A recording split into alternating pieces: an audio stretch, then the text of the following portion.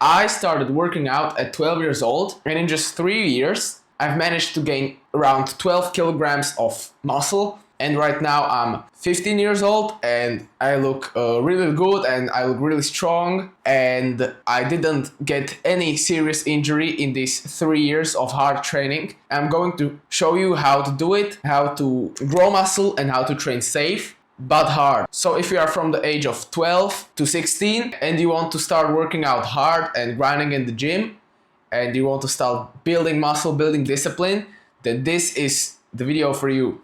In this first part of the video, I'm going to talk to the beginners that have been in the gym like from 0 to 10 times, and I'm going to talk to them, and I'm going to talk about the really beginner tips. And in the second part of the video, I'm going to talk to the guys that have been going to the gym for 2 or more months. And yeah, so listen up and pay attention, beginners. So if you are from the age of 12 to 16 and you want to start working out, this is the best opportunity for you to get disciplined and to start training hard, because right now in these early ages it's going to be easier than if you would start to work out at like 20 years old, because right now your body is developing and you're going to teach your body to develop in height and in strength at the same time, and that is really good. And so if you want to start training really hard, like 3 or more times a week, then you should at first get a gym membership or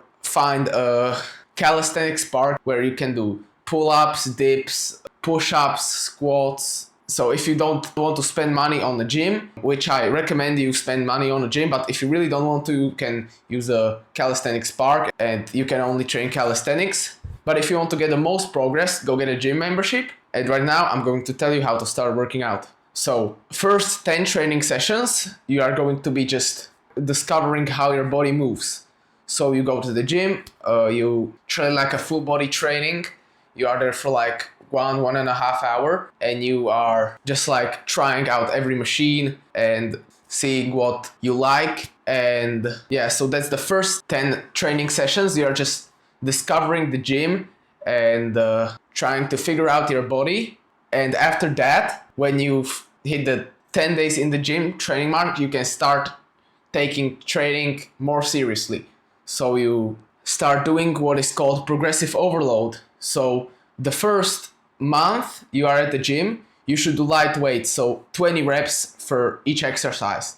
So for example, you like the bench press, then do like 3 sets of 20 reps, do 10 or 20 reps of bench press, and do that for 3 or more sets, and you're just going to train the exercises with less weight so you don't get injured, and your body is going to get more used to it. And after a month, 2 or 3 in training, you can start putting up more weight and doing that for less reps and start more of a strength training workout plan. And yeah, so I think the most important thing is to get consistent, and you should start liking the gym, and that's what you do for the first 2 months. And after that, you will really start to like the gym and you will start to feel locked in. And now I'm going to give you the advice for the more experienced guys in training. So if you are working out for more than 3 months, then listen up. I've been working out for 3 years and I've tried all of the exercises, all of the workout plans, all of the training methods. And the most important thing is to stick to a training method for 1 month to really try it out. So if you discover a new training method for like a new workout plan, you should do it for like 2 weeks or 1 month. Like the training method can't only last for like 1 week and then you say, oh, that is pretty boring, I don't want to do that. But you have to just stick to the workout plan and see what are the results after a month of training. So yeah, a lot of beginners, they like to jump from one workout plan to another, and that's really not good for your discipline and your consistency. Yes, that's the first thing. And the second thing that I want to teach you is periodization and progressive overload. So periodization is basically like a type of training programming of like detailed training that you are tracking week by week. So if you want to start taking the gym very seriously, You track every one of your workouts. It can be in one of the workout apps. For I use like Liftoff, it's called, on App Store, or you can use Excel sheets as I do right now. And you should really track your workouts like this, because every week you do the same exercises, but you plan out what weight are you going to be doing what week. So, for example, one week you do 60 kilograms on the bench press for 3 reps, and it's going to be like pretty hard, but you could do more. You could add like 12 kilograms and you would still manage to do it.